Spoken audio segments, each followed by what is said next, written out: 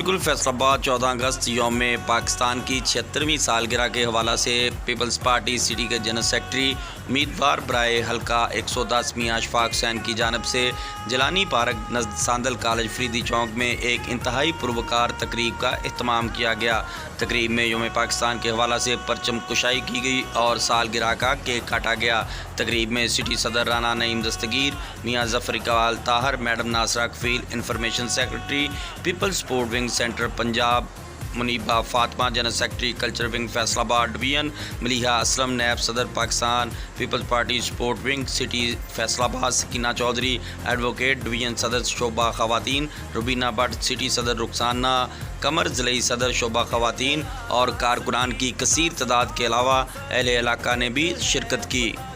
Cameraman team के साथ Shahbaz Qamar Banas, news home TV Faisalabad.